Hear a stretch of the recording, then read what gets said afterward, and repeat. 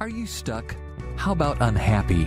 Join Alena Chapman, author, mentor, and life coach for Magical Moments with Alena as she challenges you to get out of the doldrum and start living your life to the fullest. In just 60 minutes, Alena will help you take control of your life and push you to do the things you never thought you'd do. So get ready to take back your power and celebrate life with Magical Moments featuring Alena Chapman.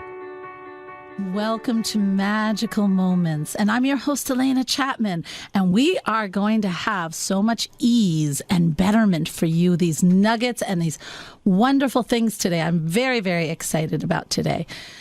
But I did want to bring up something to start this off, because when I was driving in today, I was sitting and I was listening to this wonderful music, and it brought me back, and I don't know why, and I thought, my gosh, that was the first time I really understood how powerful I am.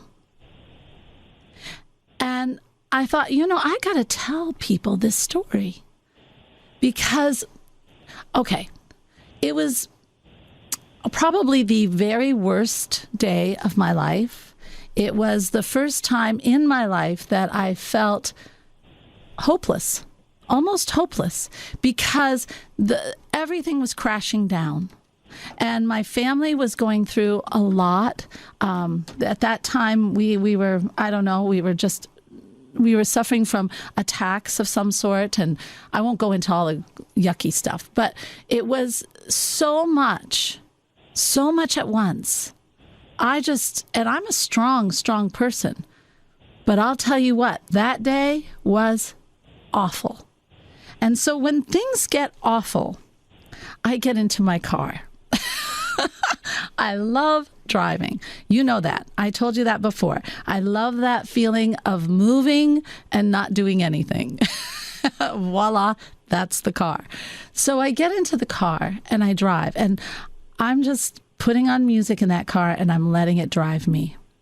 And that car took me out into a smaller town away from mine. A town I had lived in for a few years. I had worked there. And down onto this road, down further than I had ever been, I just let it go on. And it came upon, this is how the universe works, guys. This is how God works. I came upon these fence that's made out of stones.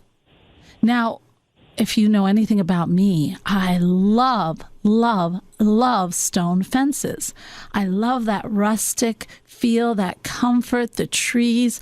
And here was a hill with this fence stone that went up the hill with all these beautiful trees that were overlapping the road. Now, I'm thinking this is a gift from heaven. How did, I'm thanking God for this incredible relief. And so up I go, and I find out it's an old monastery, now a convent. And there was a clearing that looked over the town that was all like, lots of old trees. It was beautiful, very wooded. But there was a little clearing. So I got out of my car and I went to the clearing. And still, I was not feeling like myself. In fact, I was scared. So I sat down on the ground over this clearing, and I just closed my eyes. And I was just saying, what in the heck do I do?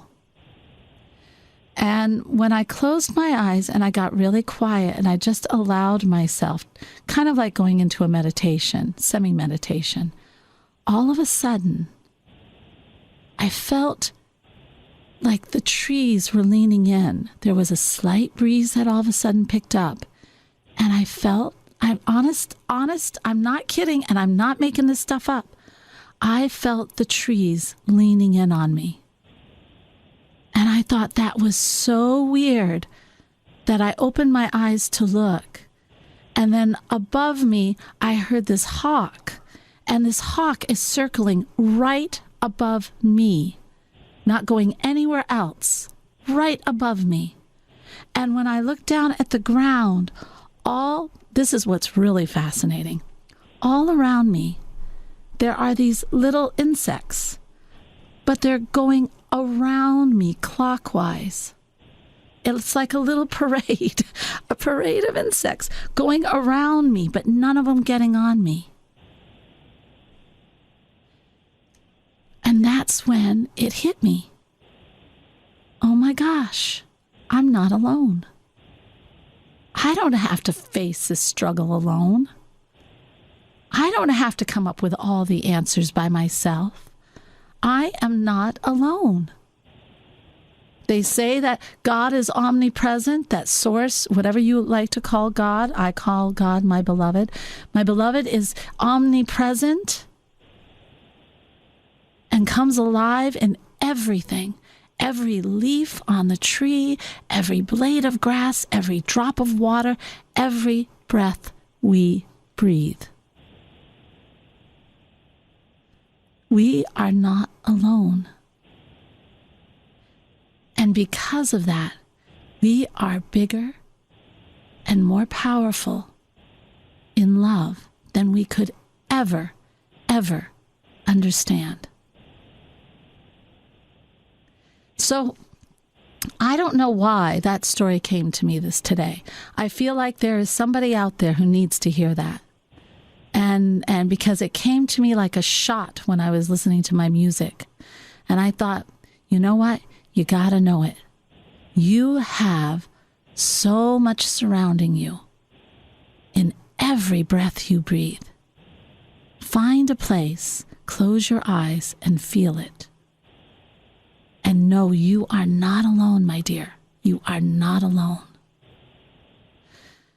That brings me to our incredible guest. I'm very excited. She has a really cool Southern accent, and I just love Southern accents. So we're going to have fun today. Her name is Tara, Dr. Tara Rowell Jenkins. She's an ED. ED is a creative communicator of God's word. Isn't that apropos for this today? Her message often infused spoken word, music, and dance. Of course it does, utilizing secular cultural references to explain scriptural principles. She is a graduate of Clark Atlanta University with a Bachelor of Arts in Mass Media Arts, Moody Bible Institute with a Master's of Arts in Biblical Studies, and Southern Baptist Theologian Seminary with a Doctorate in Education and Leadership. My, look at that. She is a go-getter. But she has a big heart and she understands. Tara, enjoys convening faith-lifting events. She's also the founder of ministrymates.org, an organization that equips ministers and pastors' wives for ministry. She resides with her husband, Charles, and her 3 wonderful children. So today, Tara, I want to welcome you to the show. Thank you so much, Alena. I am so happy to have you on. Part of this magical moment with you. I'm so glad you are here. All right. So, I'm talking about how we are never alone and the power we have inside of ourselves. And for you, you're talking about that we are enough. So would you talk about how that is similar or not similar? It is absolutely similar. We are spreading the same message of enoughness. So often we gather what we consider our enoughness based on others, and we have not discovered who we already are, independent of what other people may or may not think about us. And so this journey to enoughness, it's about discovering who you already are based on what and who you were created to be. Yes. And we did at one time know who we are. There was I think they're doing a lot of science on the soul. I watched this documentary on the soul. I just loved it. It's wonderful. I'll send it to you if you like. And I would love that. Oh, yeah. And there is an educator, scientist, and I did forget her name, but she's studying children, and she says, and it's true, she says they are complete within themselves. The personalities, the likes, the dislikes, the total connection. They see things we don't see. They're totally connected to the divine. They're totally connected to this other place that we all have come from. However, it's when those children suddenly realize their place in this world, who they're supposed to be in this world, what they're supposed to attain in this world, like school or the yes and no of their parents, when they become totally engrossed in what we expect of them, they lose it. Interesting. Absolutely. That's exactly where my journey talks about the beginning. When I talk about enoughness, I like to think about it in 6 stages. And the first stage of enoughness, of this journey to enoughness, is realizing when you were told or when you were treated as if you were not enough, or you would never be enough. And a lot of those first experiences happen in our families or happen in some sports structure when the team is being picked and you're the last one, or when you are the shortest before you're the tallest or the strongest, or in that school setting. I tell a story of first grade, and I remember being the only person that looked the way that I looked in my first grade class, but I always felt like I was dressed so cute because my first grade teacher would say, "Look at what you have on today," and she would let me march around the school with her, and she would tell everyone everywhere she went, at every little classroom, "Look at this, what she has on today." And I distinctly remember one morning my mom had laid out a peach little polo shirt, and it just had a simple one little flower on it. And I looked at it and I said, "Mrs. Stanley is not going to say I look cute today." And at first grade, I had already decided that I needed the validation of my teacher, yes, in order to feel like I was enough. Isn't that so something? We have to trace our steps back and trace the sounds that we heard and discover who did we give the power to validate or invalidate our feelings of enough. It is. It's very true. And sometimes we don't, it's not even a positive thing. You know, it was funny because when I was a kid, well, I grew up with the nuns, and I remember everything was like line up, and you had to think fast. They'd throw an answer at you. You know, we'd have it be 2 lines, and if you couldn't say it, you couldn't give the answer, you'd have to sit down. Do you know, I can't think like that. I can't, that's not how I think, especially at that age. And also I had a little bit of dyslexia. So really, you're asking me to like speed dial when I don't speed dial. So I'm sitting in that line, and when I went up there every day, I would be the first one sitting down. And that so is amazing. Isn't that something? How old were you at that point? I was in 3rd grade. Memories? 3rd grade. Wow. And so feel that way. But you know, it was funny. That could have defined me. I could have said, "Oh my gosh, I'm a failure." But I'll tell you, my dad was there. My dad, somehow he knew, and he said, "You know what? I'm going to teach you how to study." And that changed everything. But it is funny. I could have and was quickly becoming that girl who didn't know anything. Do you see? Wow. Just because of the situation I was put in. Yes, and so often we don't even realize what that moment was. And so I'm hoping that your listeners, your audience, they have a moment, an aha moment right now where they remember what they forgot. Because sometimes you forgot what you forgot. Like, I don't. Yes. Yeah. I don't. You know, some people, you have to take a moment of reflection and trace those sounds, as I said. So where did I first hear this that I wasn't? Where did I first feel this that I wasn't enough? And so when we dig in and realize where those first moments were, then we can uproot it. And I think let's give people like a idea, because there's a lot of people out there who do not feel like they're enough. However, they're doing well, they're making money, they have families, they have children, but they never feel like enough. And what does feeling like you are enough do for you?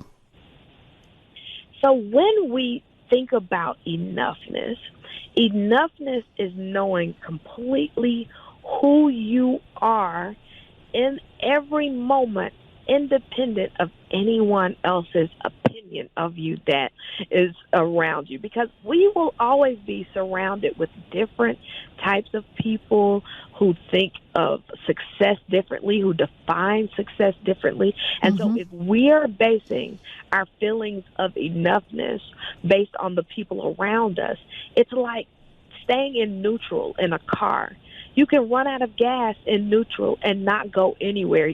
Your direction is based on the environment around you. And so feeling like you are enough is knowing who you are, independent of anyone else's opinion or validation of you. And so the way I introduce this concept is that I have an exercise at the end of each section of my book, Enoughness. And in that exercise, I talk about the difference between labels and tags. If you were to look at the garment that you're wearing, there's a tag inside that garment that's attached, that does not come out, that does not come off. And in that tag, it says what you're made of, where you were made, and how to take care of you.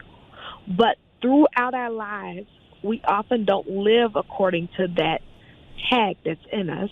We live according to the labels that are put on us. Yes, and so exactly. We look at the labels that are slapped on us: the short one, the dumb one, the tall one, the firstborn, the last to sit down, the first to sit down. Whatever those labels are, we have to peel those labels off and not live our lives in a direction based on the labels that were put on us, but based on the tag that's in us. Who created you? You were created by a divine creator that I call God. And what are you made of? You're made of all of these talents, these gifts, this personality, and how to take care of you. Live according to your creation and not expectation. And okay, so a lot of times when we get these labels, we make them now false in ourselves. Meaning, if we are called bossy, and really those are leadership qualities, we don't honor the leadership quality. We call ourselves bossy because that's what we were called. We take on those labels that people call us and we make them our faults. And I think when we also become our enoughness, don't you feel that we have to embrace our faults and start to understand the gifts of them and welcome them back into us? Absolutely. And one of the stages of enoughness, I talk about just enough. And so when I go through the journey of enoughness, I'm going from feeling or being told that I was never enough to knowing that I'm enough already. But in between there, the stages are never enough, had enough is enough, but just enough. And just enough is about actually admitting, honoring, and exposing your inefficiencies to make room for God's sufficiency. Because it's in those areas of what you have been told that you're not, that God can show off and said, watch me use you in spite of what you're not. And so it's an exciting journey because you realize that enoughness is not a place of perfection. It's an honoring of progression, that everywhere that we're not, God can still come in and use us to be his light in the world. Yes, I get what you're saying. And when you accept all the parts of you, that's when you find the light. I mean, I think when you are looking at, what is it? A Wrinkle in Time. Have you ever seen that movie? I have not. Oh my gosh, that's such a fun movie.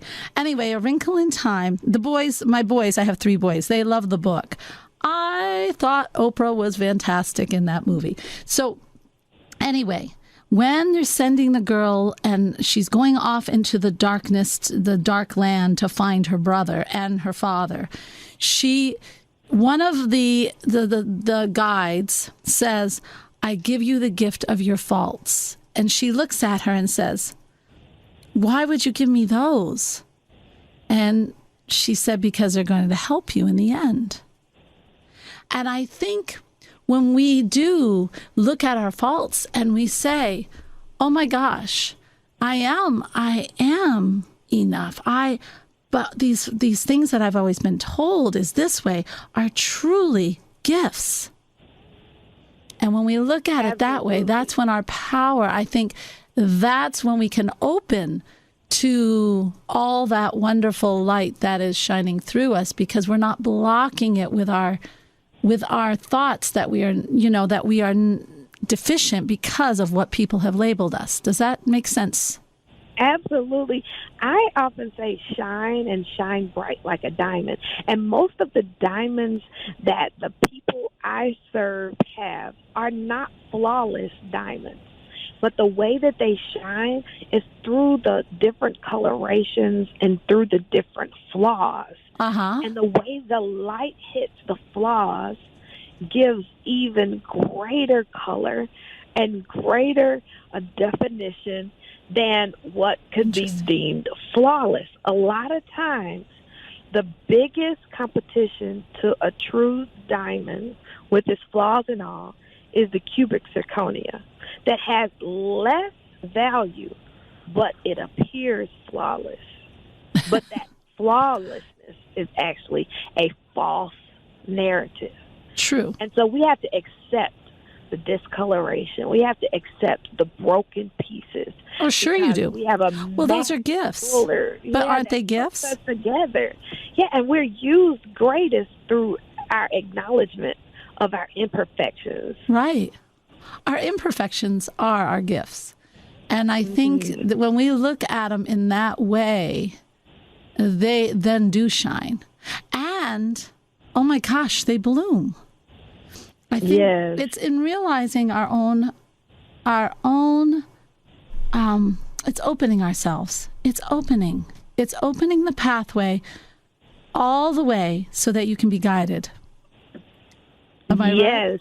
And I love that you use the word bloom, because I do an illustration of 3 different flowers. And when you think about your enoughness, you can't compare your bloom to the next person's bloom, because the flowers are made completely differently. And then we can't even judge our timing of the way we bloom and the timing that we bloom, because everyone does not bloom at the same time. And a lot of times our feelings of not enoughness are because the timeline that we created for our lives does not actually line up with the Creator's timeline for our lives. And so we can be like, "God, you're late. Blessing me in this area. God, you're late. Making this life change I want. God, you're tardy." And so we have to realize that our definition of when we want what to happen may not be the Creator's definition of the timeline for our lives. And we're still enough, even when things don't happen on our timeline. What was your story? I would love to see how you came to teaching this. I know you listed all of the amazing educational opportunities and experiences that I had. And so before the graduation at Clark Atlanta, and before the graduation at Moody Bible Institute, and before the graduation at Southern Baptist Theological Seminary, I failed this big English honors class I was taking in high school. And I was a very, very public person on my campus. I was that girl that was captain of the cheer squad, and that girl who was vice president of the student body, and that girl who was supposed to have the solo at the high school graduation, and my big hometown of 100,000 people. It was the most humiliating public embarrassment for me to fail this English course and not be able to have a graduation, not be able to participate in my high school that is graduation. embarrassing. Yeah, I get that. So, right, so that happening at age 17 was really depleting, because you go from being labeled that girl to feeling like that failure. Yes. And so through that being my moment of leaving my hometown and going to undergrad, that cloud of shame, or who knows that this happened to me, or everybody else decorating their dorm room with their graduation pictures, knowing that I would never have any. Oh, That feeling of not enoughness, it just became fuel to keep pressing through my educational journey. That it wasn't about me. It was about showing someone else that may have the same story or the same feelings of failure, that you can keep on, you can keep going, you will still have magical moments ahead of you, even when you feel like you're not enough. Like, that cannot be a stopping point. It can't be a period. It has to be a comma. There's more to your story than that feeling of failure. yes. And so just pressing through, people still feeling like you're not enough. That's amazing. You're listening to Magical Moments, and I'm your host, Alena Chapman, and we are talking to Tara Jenkins, and we will be right back. I'm excited to talk to her a little bit more about how the steps you can start taking to start feeling like enough. You're listening to Magical Moments with Alena Chapman, helping you find your inner purpose. Learn more online at soulmanifesto.com. Welcome back to Magical Moments, and it's for that ease and betterment. And what better ease and betterment than when you can finally say, oh, I'm enough. I am enough in all my glory. I am enough. Doesn't that feel incredible? Well, today we have Dr. Tara Jenkins, and we're going to be talking on how we can really take steps to start feeling that way.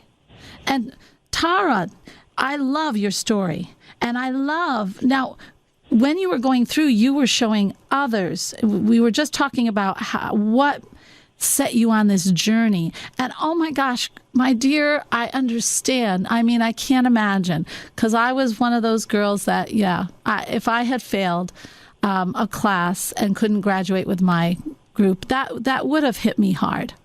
I do remember telling the math teacher that, no, I needed to go do my solo and on the tour. And no, I wasn't going to do geometry my whole life. So it really didn't matter if I took that test. I love that. I wish I had that enoughness at that age. Well, he turned quite red. He was not happy with me. Yeah, I was 17. I just didn't see the point of this. How am I going to use this?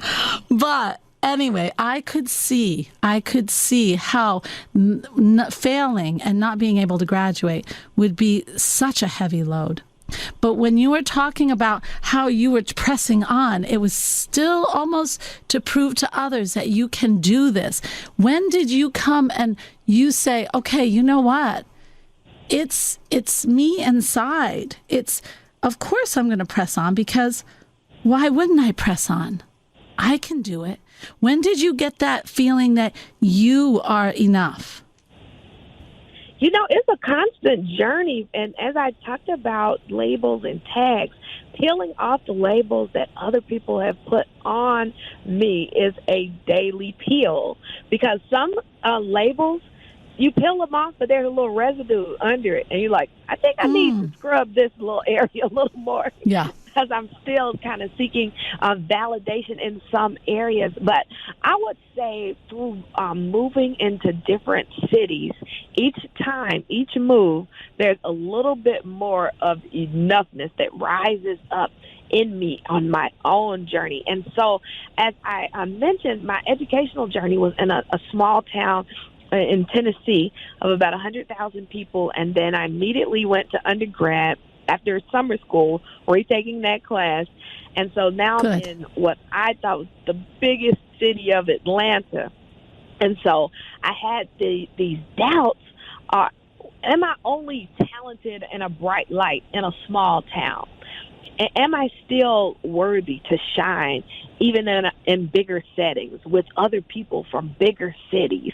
And so that was another breakthrough that, yes, I'm enough wherever I am, not just in my small family or not just in my small town or not just around the friends that know me. I'm still enough. And so I feel like with each move, with each season of life, I rise up in my enoughness. And so after undergrad, I moved to Chicago for graduate school. And in that, I went from being at a historically black college or university and into a program where there were 3 people that looked like me in the entire graduate school. So that's a big culture shift, but another opportunity to rise up in enoughness. So each time, with each challenge, with each new bouquet of people that I would be around, I would have to rediscover my enoughness all over again. You do. Some of your listeners or viewers might feel that same way with so much season shifting that's going on now and pivoting that has to take place. Like, am I enough for this? Oh, yeah, I am. And so it's almost like a rediscovering of enoughness and a constant peeling of labels. Because each time you get into, I feel like, a new environment or meet new people, you're relabeled, and then you have to, again, shed some of those labels and realize I'm enough whether you know it yet or not. That's exactly right. I think you're right. It is with each challenge. I think even in my life, I saw that too. With every challenge that it's not even that I had to conquer it. It's that I just grew through it. And with each little growth through it, each new awareness, it gave me more of that confidence that, yes, I am enough. It's a hard thing to explain. I really feel that feeling enough, what does it give you? It really gives you some of that incredible peace. And I think with that, you just have this inner feeling that you are always going to be fine. You have this inner feeling that it's all always going to be fine because you can do it. You are enough. You are here.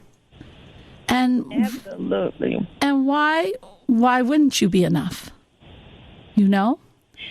Yes, and I really had some interesting experiences in Chicago because my husband was a full-time pastor for the last 20 years, and we were in a setting where we entered into a 50-year-old organization, and we were age 25 on our first official day in leadership, but there were thousands of people who were more than 75 years old.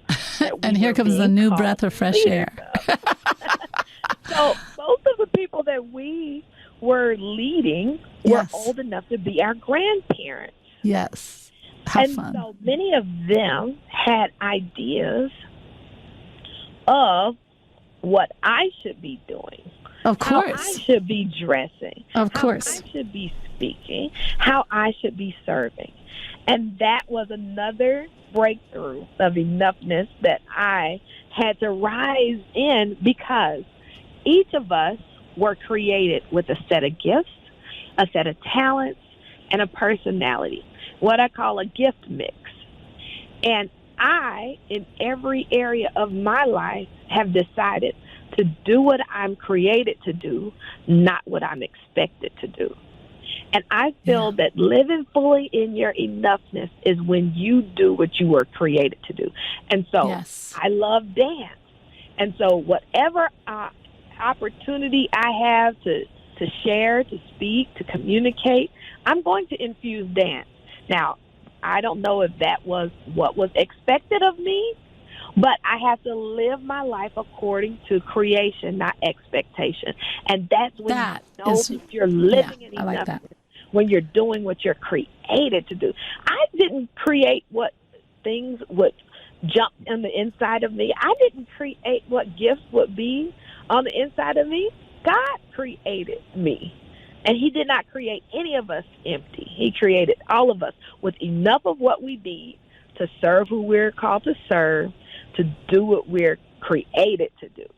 You know, it is true. You cannot, if we live our life by expectation of other people, and you know what I mean, everyone out there, you know, expectation from our spouses. What is the perfect? Is there such a thing as perfect? No. So why do we try so hard to be the perfect mother, the perfect wife, the perfect person on the job, the perfect, dog walker, the perfect exerciser, the perfect person in yoga, the perfect person in our volunteer group, the perfect person at our job? Why? You know, whenever we put that pressure on ourselves to be so darn perfect, you actually put a cap on your gifts. I love that. Because what you're trying to do when you say you want to be perfect, you get a list in your mind of what perfect is. And that list is created by other people. Yes. So and I love what Dr. Tara said, because when she said, but I have this incredible urge to dance. I have this incredible urge to just show people creation through the movement. And yet I've got all these people who are 75 who have... And older. I know. I taught in a lot of churches. I taught choir, so I do know what you're talking about. And they all expect this one way of worship. Now, she could have sat there and said, I have to put on my little, I am the wife of a pastor look, and I've got to be this way, and I've got to have little T's, and I've got to do this and that. But no, she stepped out, and she didn't try to be the perfect minister wife, but she did allow her gifts to shine. Do you see the difference? It's humongous. I remember, it's funny because I had a church like that too. And I went in, and this church had been, there were a lot of old people in it, older people. Wonderful older people. I actually grew to love them. Love our seniors. But I really had to get this choir into shape. Do you know? And I'll tell you, they were very traditional. And you know what we did? I decided, okay, we're going to jazz up this. We got to get some life in here. And so I took 50s music and we changed it to all sacred text. Oh, I love that. And so the choir came in poodle skirts and all those shoes, and we had a whole fun 50s service. And if that doesn't rock that Sunday, I don't know what would. But that was... I love that. I want to see that. But see, that's another example of not getting stuck in being that perfect choir director. Being that oh my gosh, I can't stand that word perfect. I know. And isn't it just paralyzing? Like, perfectionism is paralysis. It just gets you stuck trying to look at somebody else for what you're supposed to do other than the person who created you. Yeah. And what if you said, instead of looking at something perfect, why couldn't you say, instead, what do I say? I think what I always say when I go into something is, how can I breathe life into this? How can I bring the best of me into this? What am I supposed to bring here? And then I allow what comes to me come. And if it's a mistake, so what? I learn. We can't be afraid of making a mistake. I think that's what stops everyone. Oh my gosh, what happens if they don't like my 50s thing? Well, then they don't like it. Don't do it again. You know? And accepted the fact that you are not for everyone. Oh right? gosh, right. For that person who needed that attention getter, for that person who did not feel life in your music before. Like, what an aha moment. What an unforgettable turning point. And I just love that. One situation that I was in, and I was supposed to be teaching a biblical story in a church setting at the church where we were serving. And I was like, I can't help it. When I read certain passages, it just is a musical in my mind, and it just brings ideas. And so I was supposed to be teaching on the story of Lazarus. And Lazarus was dead and brought back to life. Right. And I just had the visual of the Thriller dance that I could take. And so the beginning of my message is all of our dancers, all of my kids. At the time, it was just 2 girls. Now I have 2 girls and a boy. But we were all on stage dancing the Thriller dance before I tell this story about Lazarus coming back to life. I love it. Now, I love that. This is the same place that... God, how wonderful is that? I mean, that would wake everyone up. Right. The doors of this church is written on ladies, no pants, please. Oh, my gosh.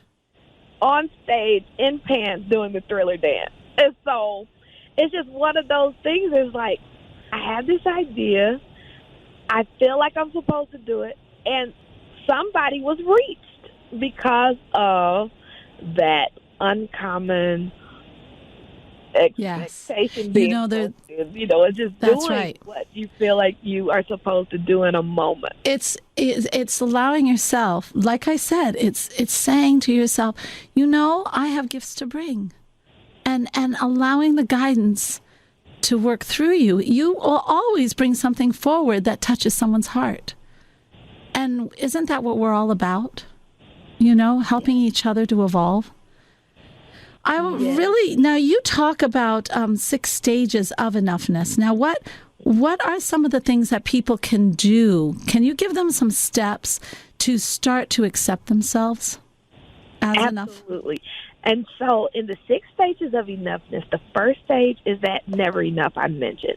And so I want everyone listening, all of your wonderful listeners of Magical Moments, I want you to just take a moment, reflect, and write down moments when you felt like you were never enough and moments when you were told or treated as if you were never enough.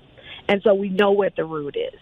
That's stage 1, that never enough stage. Stage 2 is had enough. And it's a moment where you write down your gifts, your talents, your strengths, and you realize had enough is a double meaning. Not just I've had enough, like it's a moment where I'm frustrated and I don't like the way I'm living my life. But had enough is past tense. You have already had everything you needed to be who you were called and created to be. It's like that moment of The Wizard of Oz when Dorothy realizes, the power I needed I already had all along, even though I was searching. That's right. It wasn't the magical shoes, was it? Right. That's right. That's that had enough moment. And so realizing what you already have is such an important moment in knowing your own enoughness. And then stage 3 is enough is enough. That's that moment of no turning back. It's like once you've tasted the freedom of actually being who you are, not what others expect you to be, and living your life every day according to your own gift mix, according to your own creation and redefining success, not by what other people said, not because your family said you need to be married at this moment, at this point, at this age, not because your family said you need to make this much or you should be whatever that it is. Each of us had that it we were told. Just realizing enough is enough. I can't live anymore based on other people's expectation. I'm enough alone. And so that's stage 3. Stage 4 is the just enough. And that's that moment where I talked about we accept our imperfections and our insufficiencies, and we say, in my broken places, I'm going to list what I'm not. These are the areas that I'm not, but I can still be more than what I have been, even based on what I'm not. So I think about the orphan Esther that we now know as Queen Esther. What she did not have did not stop her from becoming more of what she was. And so she was an orphan. She did not have a mother or father, but yet she still became queen. And I have an exercise in my book about listing, even though I didn't have this, I can still do this. And so for me, I didn't have a high school graduation, but I still had an educational journey that continued. I did not have the acceptance of people, but I still had moments where I was able to do amazing things with amazing teams of people, just living according to my gift mix. That's stage 4. Stage 5 is enough already. And it's double meaning again. You realize that you're enough already. You've already had what you need, but then you're enough and you're all, A-L-L, ready. All ready to face a giant, all ready to face a challenge, all ready to face a diagnosis, already. You have everything you need in you. And that last stage, the 6th stage, is enough said. And very I have a list of scriptures that just says, it's been enough said about you in Scripture that can help you know who you already are. And then I invite everyone to write your own confessions, affirmations. So there's enough said. You can say every morning when you look in the mirror, I'm enough. My gifts are enough.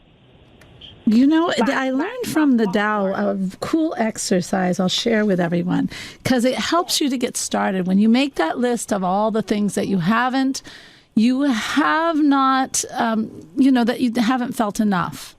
And the Tao has a wonderful meditation where you just allow the light. You get very relaxed, get into that wonderful place that you feel good, that sacred space, and allow that light to come in through your crown. And as it goes down through the spine, through the body, it will stop. It will stop wherever you don't feel like you're enough. And every time it stops, there's a story. And if you allow yourself to talk to the story then, and like for me, when it went down into that, oh, you are so bossy. When I hit that, and that was right by my heart, guys, right by my heart. I had a conversation with that. Why was I called that? Well, my mom used to call me that all the time because I was always organizing things. I was an organizer, believe it or not. And when I hit that, I talked to it, and then I started thinking to myself, but wait a minute. That so-called bossiness is what held my family together when one of us was sick. And that bossiness was what pulled choirs together that were not together. That bossiness helped me to pull my life together when it was falling apart. So that's not bossiness. That's leadership. Do you see? I love that. And you can start to realize these stories. And then once you do that, you can either say goodbye to that bossiness and transform it into leadership, or if you choose to stay with that bossiness or that's up to you. Then you go on with the light and you go to the next one.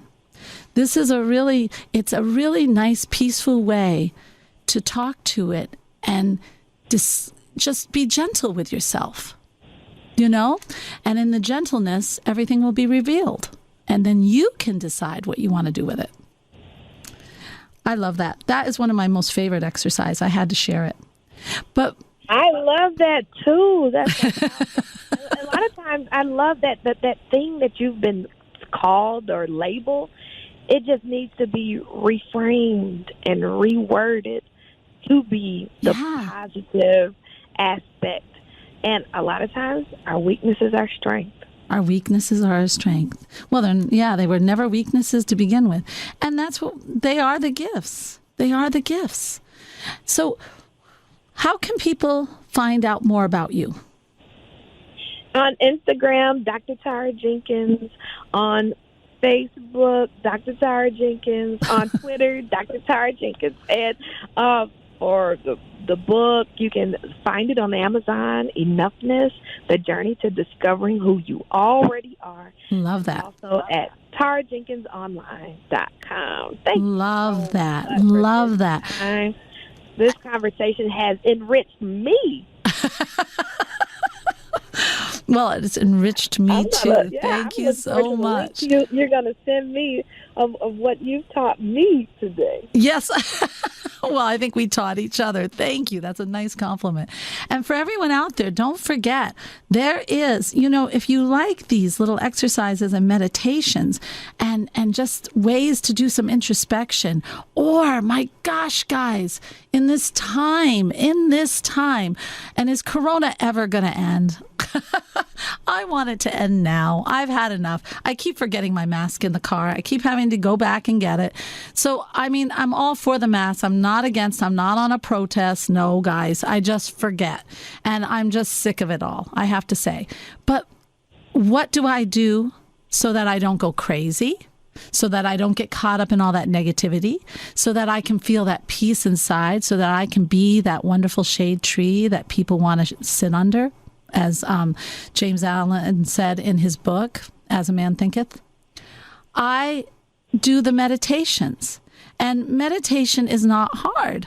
So we have right now, Soul Manifesto, that is my group. We have 7-day reset to discover your inner calm. It's free.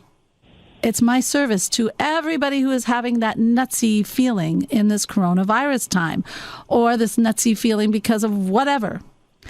And I give you I think it's 5 to 7 days of these short videos that by the time you will be meditating, and not only will you be meditating, but any time in the day when you start to feel your stomach rumble, you can get yourself back into that calm, direct focus. Kind of cool, huh? So if you're interested, go to soulmanifesto.com. It's one word, soulmanifesto.com. And then just go to the 7-day reset. It's right at the top of the page. 7-day reset to your inner calm. Now, I think we now know we are enough. And I'll tell you something. We are enough because we are from enough. And like I said in the beginning of the show, you are not alone. Every breath, take in a deep breath. You are breathing in energy, spirit, God, whatever it is that gives you that. It has to be. Energy doesn't die. Allow yourself to feel that fullness. And then start looking at you. You are enough, my dear. You are enough, and you have everything you want inside. Remember, love is spirit, and when we live with that love, we're living with spirit. Namaste, and I will see you next week on Magical Moments. This has been Magical Moments with Alena, featuring Alena Chapman. If you missed an episode, download it now on iTunes, Spotify, TuneIn, CastBox, Deezer, Stitcher, Google Podcasts, or your favorite podcast platform. Learn more online at soulmanifesto.com.